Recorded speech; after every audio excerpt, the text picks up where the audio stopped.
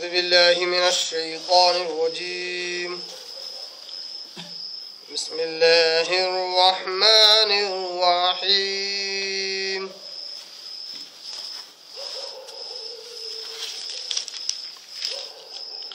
قل إن كنتم تحبون الله فاتبعوني يحببكم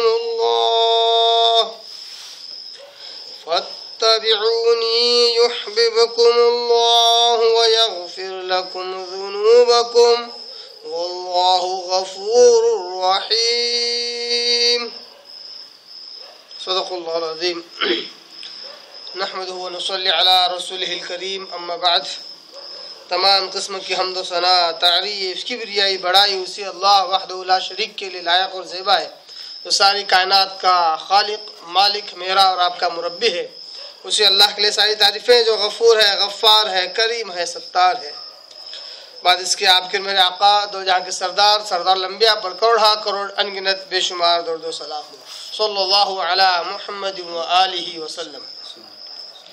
قابل احترام بزرگوں عزیز دوستوں نوجوان ساتھیوں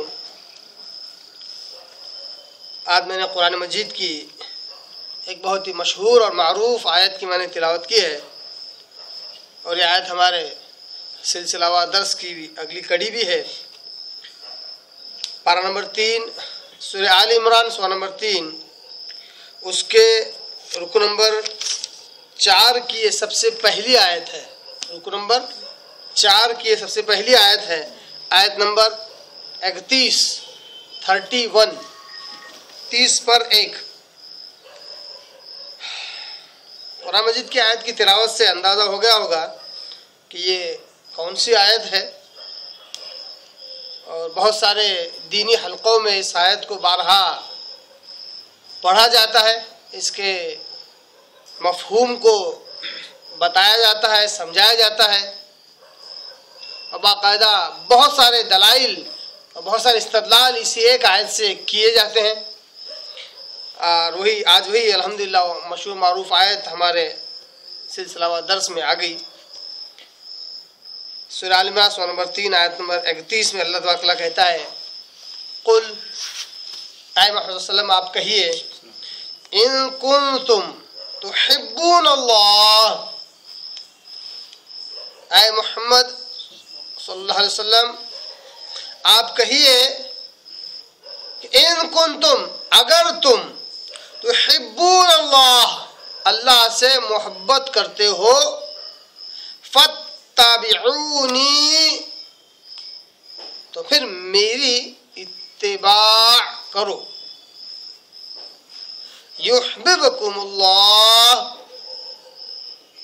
اس کے بدلے میں جو ہوگا اللہ بھی تم سے محبت کرے گا ویغفر لکم ذنوبکم مزید اللہ تبارک و تعالی بخش دے گا تمہارے گناہوں کو واللہ غفور الرحیم اور ویسے بھی اللہ تبارک و تعالی بڑا بخشنے والا اور بڑا ہی رحم کرنے والا ہے. یہ ہے آیت نمبر 31 بہت ہی مشہور آیت ہے. آیت جہاں اپنے معنی و مفہوم کے اعتبار سے جامعیت رکھتی ہے اور جہاں یہ آیت بہت سارے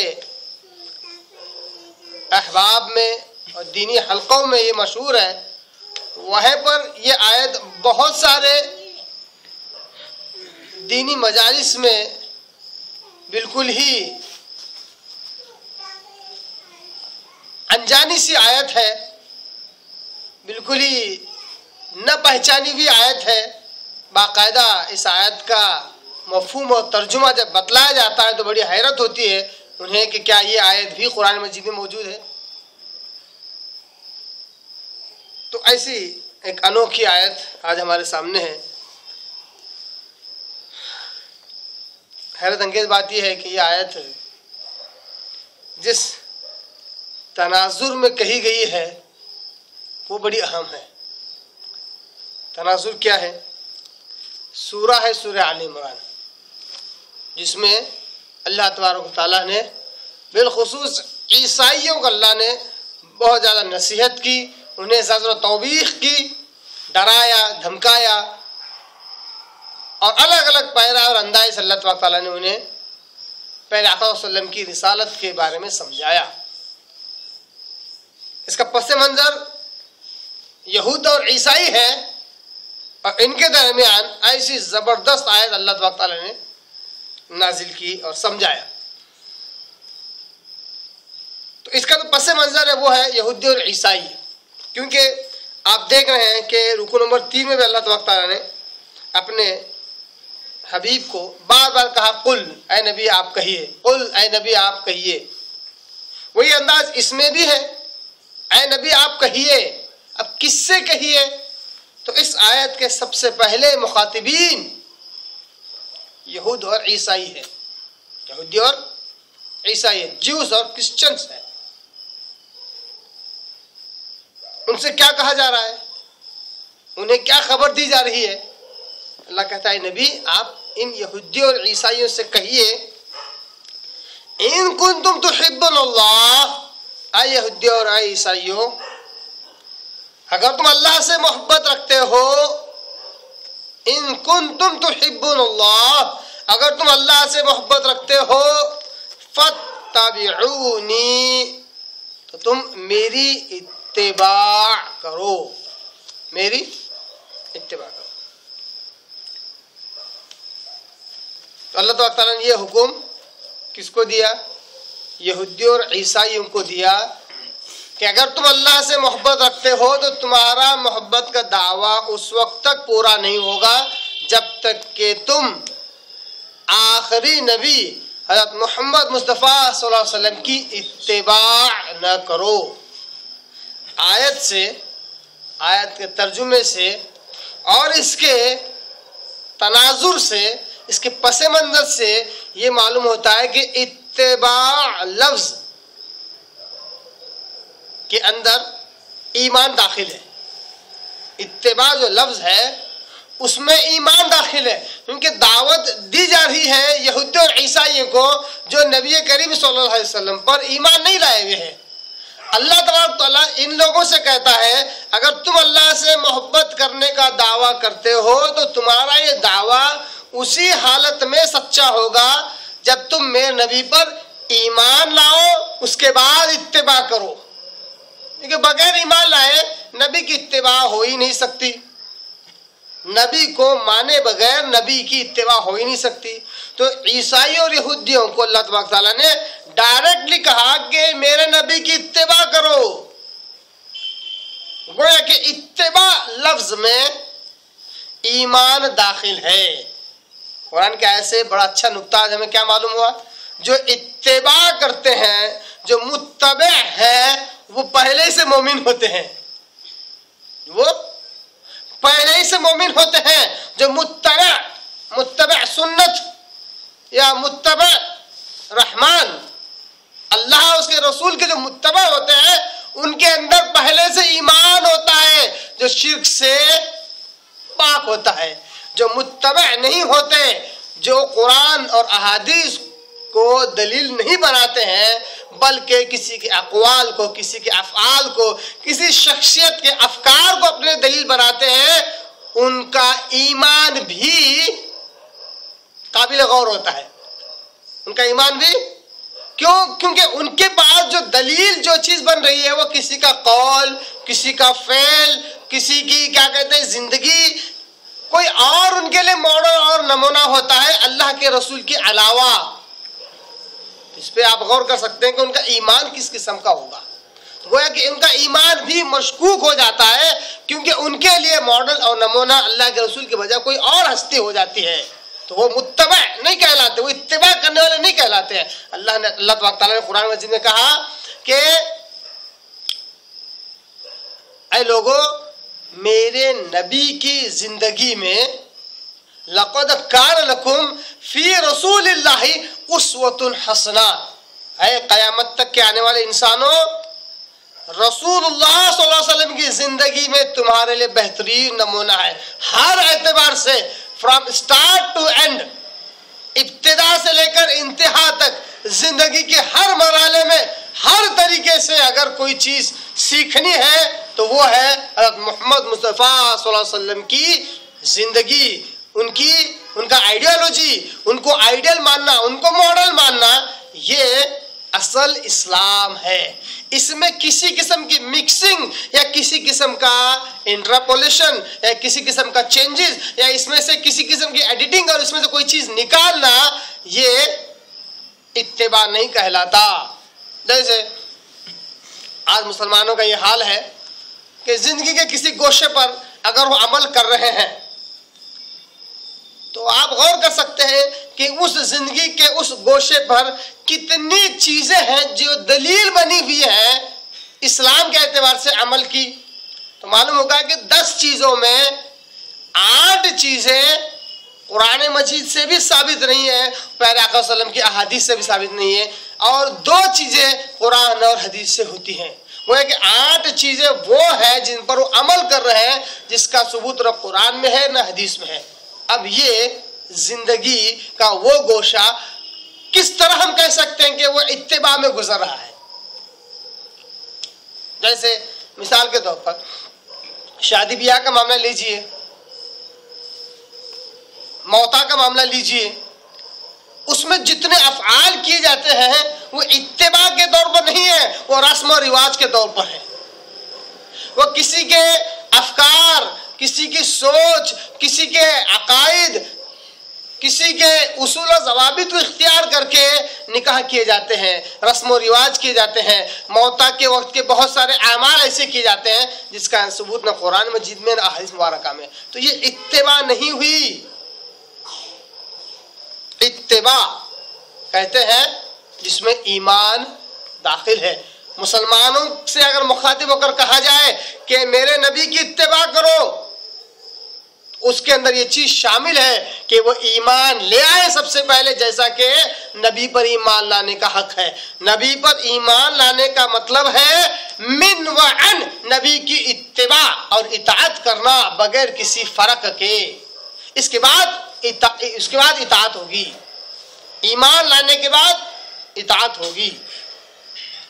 اور اگر یہ جملہ غیر مسلموں کے لیے اگر دعوت کے طور پر استعمال کیا جائے کہ محمد صلی اللہ علیہ وسلم کی اتباع کرو، تو گویا کہ سب سے پہلے ان کو ایمان لانا ہوگا، اس کے بعد اتباع اور اطاعت کرنی ہوگی۔ تو معلوم ہوا یہاں پر یہودی اور نصارہ کو سمجھاتے اللہ نے اتباع کا لفظ استعمال کیا اور کہا فاتبعونی، اے نبی آپ کہیے کہ میری اتباع کرو سے مراد یہ ہے کہ تم پہلے مجھ پر ایمان لاؤ، اس کے بعد میری اطاعت کرو۔ یحببکم اللہ، اگر تم ایسا کرتے ہو، میں نبی کو مان کر اس کی اطاعت کرتے ہو، تو اللہ بھی تم سے محبت کرے گا، اللہ بھی تم سے محبت کرے گا۔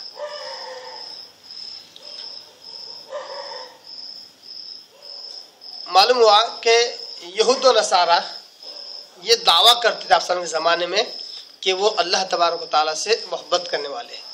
اتنا ہی نہیں، ان کا یہ بھی دعویٰ تھا، حیرت در حیرت، یہود و نصارہ کا دعویٰ تھا کہ ہم اللہ سے محبت کرتے ہیں اور اللہ بھی ہم سے بڑی محبت کرتا ہے۔ 2 طرفہ دعویٰ تھا ان کا، اس کا ایک طرفہ یہاں پر اللہ نے ذکر کیا، دوسرے طرفے کو اللہ نے ذکر نہیں کیا ان کی جانب سے۔ 2 طرفہ ہے، یہودی دعویٰ کرتے تھے کہ ہم اللہ سے بڑی محبت کرتے ہیں اور اللہ بھی ہم سے بڑی محبت کرتا ہے، تو اللہ نے کہا اگر تم اللہ سے محبت کرتے ہو، اللہ نے یہ کہا۔ دوسری طرف کا اللہ نے ذکر نہیں کیا، دوسری طرف کا ذکر کرنے سے پہلے اللہ نے درمیان میں نبی کو داخل کیا، کہا نبی پر ایمان، نبی کی اتباع اگر کرو گے تو پھر اللہ کی طرف سے محبت تمہاری طرف آئے گی۔ یہ ہے وہ سفر جو محب سے محبوب بننے کا، محب سے محبوب۔ محب کہتے ہیں محبت کرنے والا، محبوب کہتے ہیں وہ جس سے محبت کی جائے۔ یہود و نصارہ کہتے تھے کہ ہم اللہ سے بڑی محبت کرتے ہیں، ہم محب ہیں۔ اللہ کہتا ہے تمہارے صرف دعوے سے کچھ نہیں ہوتا، اگر کوئی شخص کسی شخص سے محبت کرتا ہے یہ کمال نہیں ہے۔ کمال کیا ہے؟ وہ تم سے محبت کرے، یہ کمال ہے۔ تو محب کے بجائے محبوب بنو، یہ اس کا اعلیٰ درجہ ہے، اس کا मोहब्बत का आला दर्जा क्या है? मुहिब से बढ़कर महबूब बने, अल्लाह मोहब्बत करे, ये आला दर्जा है। तुम अल्लाह से मोहब्बत करो, ये कोई कमाल नहीं है, ये तो एक तरफा मामला है। अल्लाह ने कहा इस सफर को अगर तुम मुकम्मल करना चाहते हो, अगर तुम अल्लाह से मोहब्बत करते हो तो फिर मेरे नबी पर ईमान लाओ, मेरे नबी की इताअत और इत्तिबा करो, तो फिर अल्लाह तुम्हें अपना महबूब बनाएगा, वो कि अल्लाह तुमसे मोहब्बत करेगा। वाकई का जबरदस्त कसौटी अल्लाह तबारक तआला ने दी किसी के मोहब्बत के दावे को परखने के लिए। मैं आर अल्लाह तबारक तआला ने दिया कि कौन अल्लाह से मोहब्बत करता है। अल्लाह से मोहब्बत करने का मतलब है नबी पर ईमान लाना और नबी की इताअत करना, तब जाके मोहब्बत का दावा सच्चा होगा। और अगर वो सचमुच इस दावे में सच्चा निकला तो अल्लाह की तरफ से मोहब्बत उसकी तरफ आएगी, अल्लाह उसको अपना महबूब बनाएगा, अल्लाह उससे मोहब्बत करेगा। एक कसौटी अल्लाह तबारक तआला ने दी। अगर इसको आजकल के मुसलमानों पर अगर इस आयत को समझने की कोशिश करें तो मुसलमानों का हाल आज हुबहू कुछ इस तरह है, जिसकी मैं मिसाल देता रहता हूं कि वो ये है कि एक नौजवान लड़का अपनी माँ के पास बैठा है और माँ बिल्कुल मर के बिस्तर पर है, बहुत बीमार है, कमज़ोर और लागर भी है। ऐसे वक्त अपने बेटे से कहती है बड़े लाड़ और प्यार से कि बेटा मैं बहुत प्यासी हूँ, मुझे एक गिलास पानी पिला दे। बेटा मैं बहुत प्यासी हूँ, मुझे एक गिलास पानी पिला दे।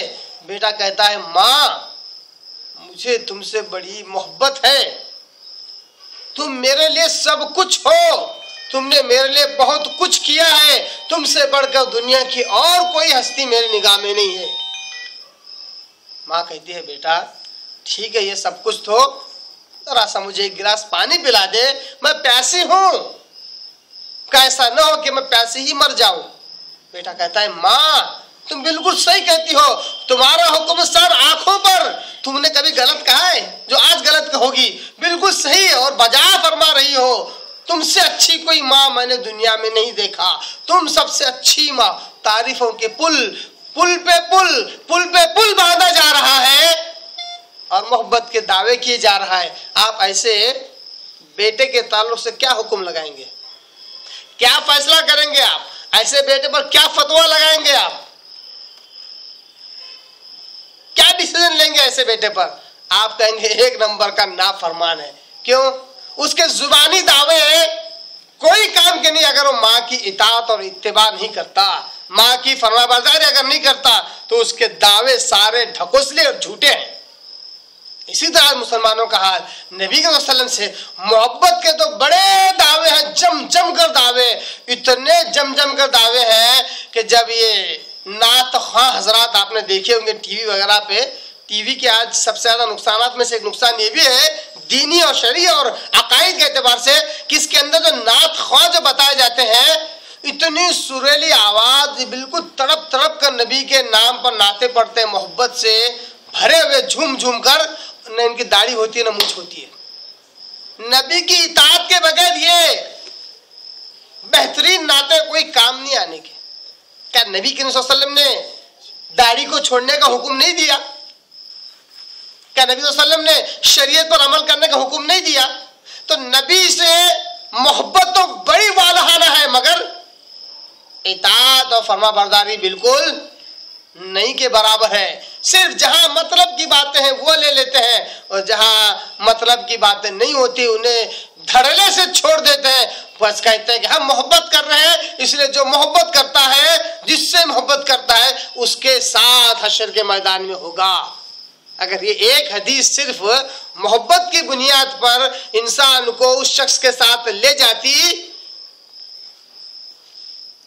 तो आपको मालूम होना चाहिए आप सल्लल्लाहु अलैहि वसल्लम के चचा अबू तालिब सबसे ज्यादा मोहब्बत रखते थे अपने भतीजे से, सबसे ज्यादा, इतनी ज्यादा मदद की उनकी, इतनी ज्यादा मदद की कि आप सल्लल्लाहु अलैहि वसल्लम को जब उनकी याद आती तो रोना आ जाता। क्या मोहब्बत नहीं? क्या फिर वो इसी मोहब्बत की बुनियाद पर कल क़यामत आप सल्लम के साथ होंगे? नहीं, आप सल्लम तो कहते हैं मेरे चचा अबू तालिब को जहन्नम में अजाब दिया जाएगा, सबसे हल्का ही सही, लेकिन जो मदद उन्होंने मेरी की है उसकी बदौलत उन्हें जहन्नम में सबसे हल्का अजाब दिया जाएगा कि आग के जूते उन्हें पहनाए जाएंगे जिसकी वजह से उनका दिमाग खोलेगा। अल्लाह अकबर। नबी से मोहब्बत रखने वाले थे, सबसे ज्यादा गमगुसार, सबसे ज्यादा हमदर्द। अगर सिर्फ ये हदीस पेश कर अगर ये कहते हो कि जो जिससे मोहब्बत रखता है कल क़यामत में उसके साथ होगा, ये हदीस का अगर यही माना होता तो हज़रत अबू तालिब भी आज जन्नत में होते नबी के साथ। क्यों नहीं है? मोहब्बत का दावा बगैर इताअत के बेकार है। अल्लाह की मोहब्बत अगर चाहिए, अल्लाह की रजा अगर चाहिए तो इसके लिए इताअत और ताबेदारी और इत्तिबा शर्त है। मुहिब से महबूब का अगर सफर करना हो तो बिदअत से निकलकर सुन्नत की तरफ आना बहुत जरूरी है। बिदअत क्या है? वो काम जो दीन में दीन समझकर सवाब की नीयत से किया जाए वो बिदअत है। पहले आक़ा सल्लल्लाहु अलैहि वसल्लम कहते हैं मन अमिला अमलन लैसा अलैहि अमरुना फहुवा रद्दुन। बुखारी मुस्लिम की हदीस और बिल्कुल मुस्लिम की ये अल्फाज है। आप क्या कहते हैं कि जिसने कोई ऐसा काम किया जिस पर हमारी मोहर न हो, जिस पर हमारी परमिशन न हो, जिस पर हमारा ऑथराइजेशन न हो, जिसके नीचे हमारी सिग्नेचर न हो, जिस पर हमारी तरफ से कोई हुक्म न हो, फहुवा रद्दुन, तो मुस्तरद है, वो रद्दी के काबिल है, वो फेंक देने के काबिल है। दीन के नाम पर कोई भी ऐसा अमल किया जाए जिसकी इजाजत आप सल्लल्लाहु अलैहि वसल्लम ने नहीं दी है तो वो बिदअत है। अगर मुहिब से महबूब का सफर करना है, नहीं अल्लाह से मोहब्बत करने से बढ़कर अल्लाह हमसे मोहब्बत करे, इस दर्जे में अगर आना है तो बिदअतों को तर्क करके सुन्नत की तरफ हमें आना होगा। सुन्नत क्या है? जो अल्लाह के रसूल ने कहा, जो आप सल्लम ने करके दिखाया और जिसकी इजाज़त आप सल्लम ने दी। इसी तरह सहाबी जो कहे, सहाबी जिस पर अमल करें, ये भी सुन्नत। ताबई रहमहुल्लाह जो चीज कहे जिस पर अमल करें ये भी सुन्नत। क्योंकि सहाबा ताबईन रहमहुल्लाह कभी दीन के नाम पर झूठ नहीं बोलते थे, ये वो वही काम करते थे जो आप सल्लल्लाहु अलैहि वसल्लम से उन्होंने देखा हो। ये है सुन्नत। तो हमें बिदअत को छोड़कर सुन्नत की तरफ आना होगा ताकि हमारा मोहब्बत का दावा सच्चा साबित हो नबी सल्लल्लाहु अलैहि वसल्लम की इत्तिबा करने की वजह से।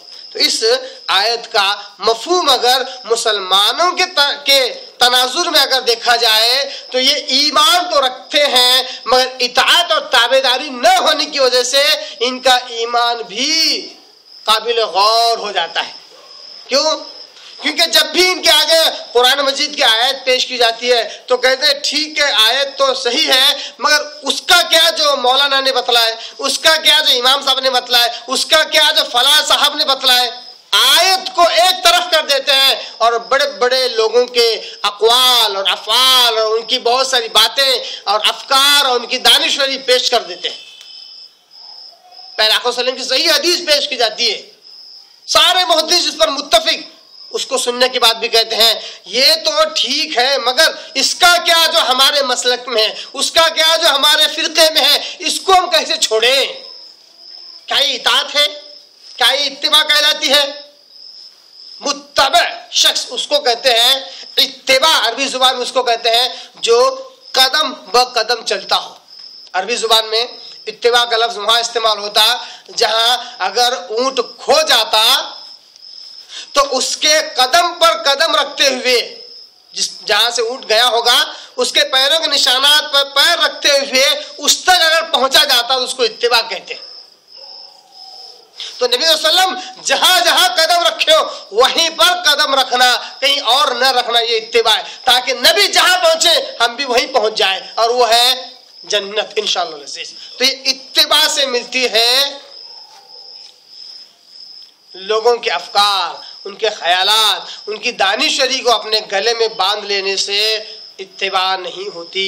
किसी को अपना पेशवा, अपना इमाम, अपना सरपरस्त دینی اعتبار سے بنا لینے سے اتباع نہیں ہوتی. اتباع صرف اور صرف اللہ اور اس کے رسول کی تابعداری اور اطاعت کرنے سے ہوتی ہے. تو اس آیت میں اللہ تبارک و تعالیٰ نے کسوٹی دی کہ محبت کا دعویٰ وہی سچا ہے جس میں اطاعت اور فرما برداری موجود ہو.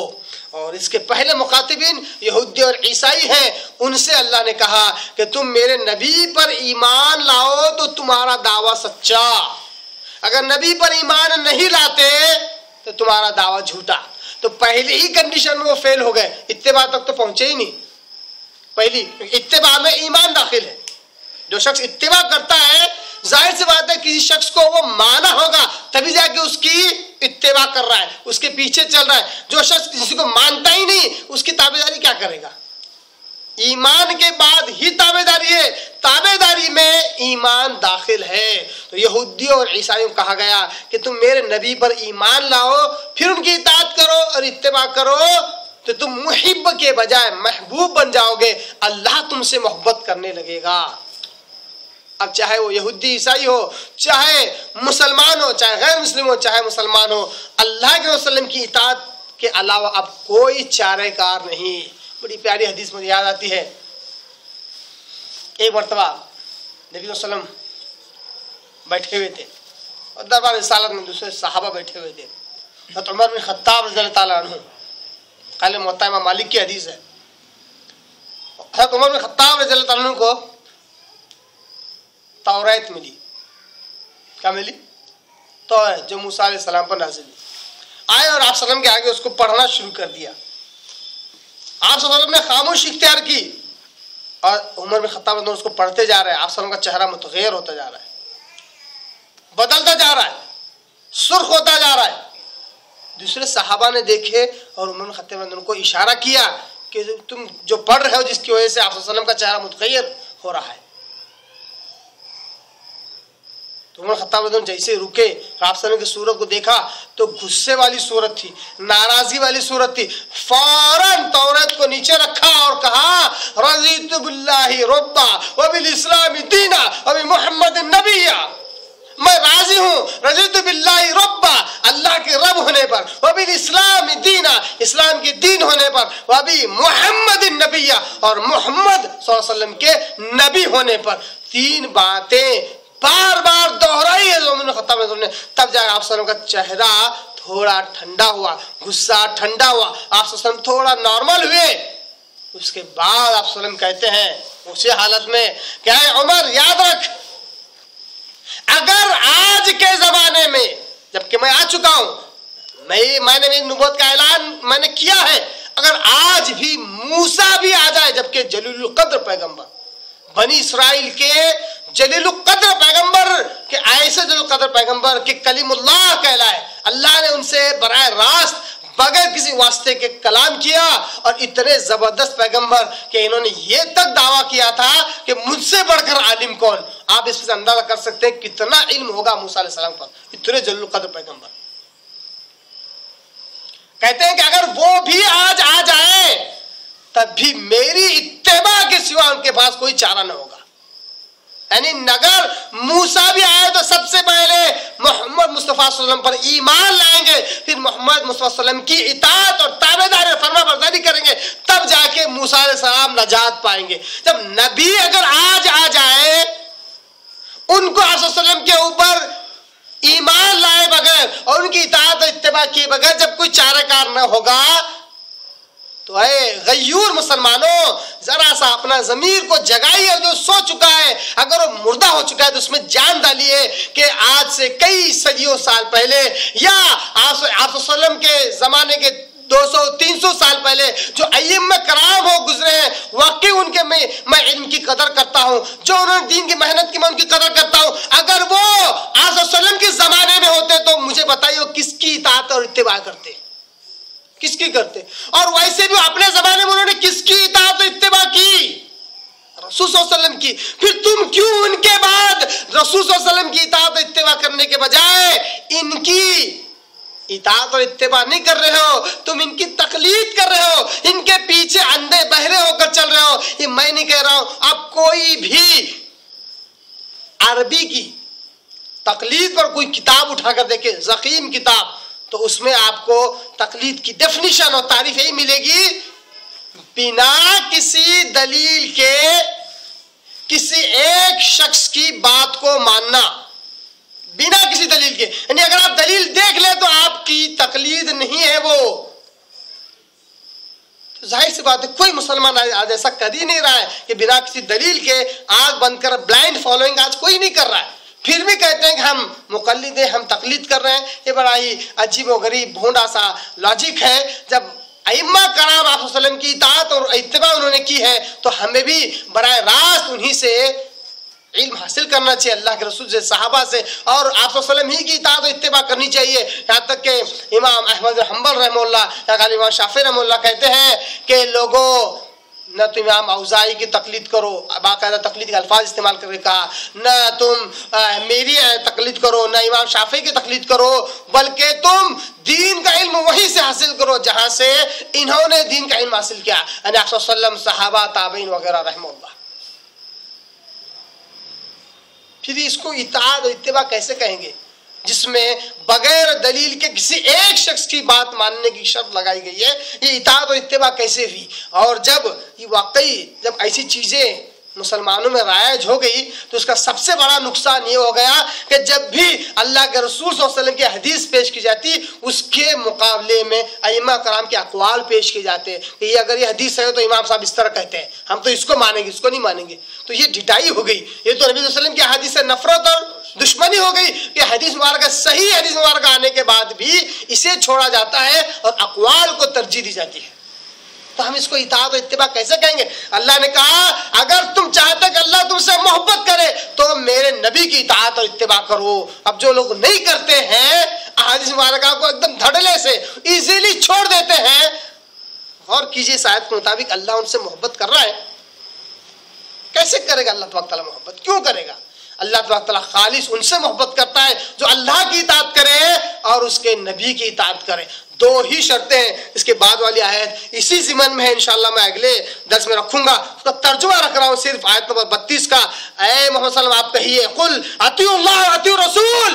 دو ہی باتیں، تم اللہ کی اطاعت کرو، اس کے رسول کی اطاعت کرو. فَإِن تَوَلَّوْا، اگر تم اس سے روگردانی کرتے ہو، فَإِنَّ اللَّهَ لَا يُحِبُّ الْكَافِرِينَ، اللہ کافروں کو محبت نہیں رکھتا.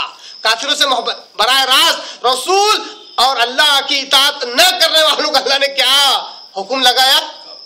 کافر قرار دیا. جو اللہ اس کے رسول کے احکامات کی نافرمانی کرتے ہیں، اللہ کہتا ہے اللہ ان سے کیسے محبت کرے گا؟ ان غیور مسلمانوں سے میں التجا کرتا ہوں اللہ اس کے رسول کی بات آ جائے تو اپنا منہ نہ پھیرے، بے رخی نہ دکھائے، دل و جان کے ساتھ اس پر ٹوٹ پڑے، اس کو سمجھے، اس کو سمجھنے کی کوشش کرے، اس پر عمل کرے، اس کو اپنی زندگی میں لائے اور دوسروں تک پہنچائے. یہی اطاعت اور تابعداری ہے. دو ہی چیزوں کو اللہ کے رسول صلی اللہ علیہ وسلم نے دین قرار دیا.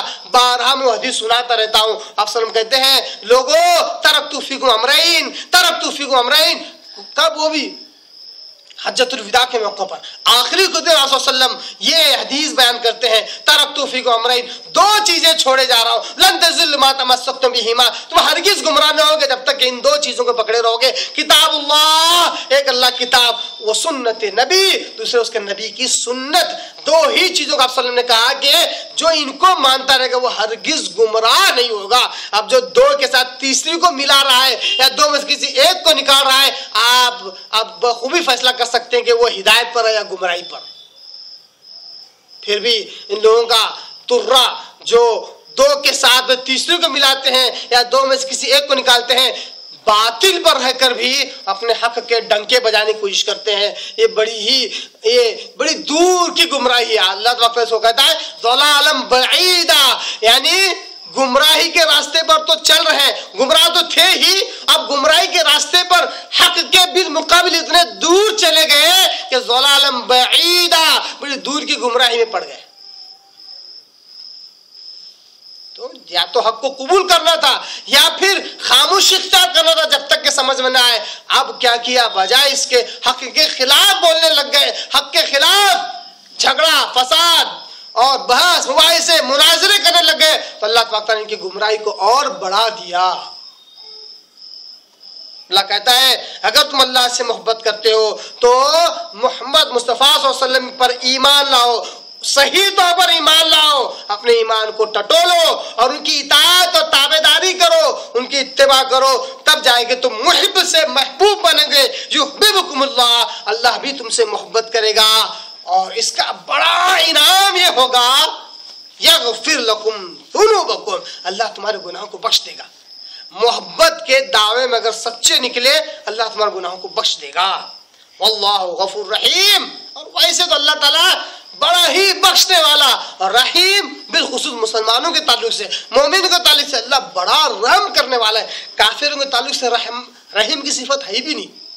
رحیم کی صفت اللہ تبارک تعالیٰ مومنوں کے ساتھ ہے، دنیا میں اور آخرت میں، بالخصوص آخرت میں اللہ تبارک تعالیٰ رحیم کی صفت ہوگی۔ اللہ کہتا ہے لوگوں یاد رکھو اللہ بڑا بخشنے والا اور ایمان والوں کے ساتھ بڑا رحم کرنے والا ہے۔ اللہ تمہارے گناہوں کو اسی سچے دعوے کی وجہ سے تمہارے گناہوں کو بخش دے گا۔ بڑی ہی جامع اور پیاری آیت ہے، جتنی زیادہ تفصیل، جتنی زیادہ اس پر روشنی ڈالی جائے ایسا لگتا ہے بہت کم روشنی ڈالی گئی۔ اللہ تبارک تعالیٰ ہمیں کہنے، سننے، بیان بازی، واز بازی سے زیادہ اس آیت پر عمل کرنے کا اللہ میں توفیق عطا فرمائے تاکہ ہم دنیا اور آخرت میں کامیاب ہو سکیں۔ آمین یا رب العالمین۔ وآخر دعوانا ان الحمد للہ رب العالمین۔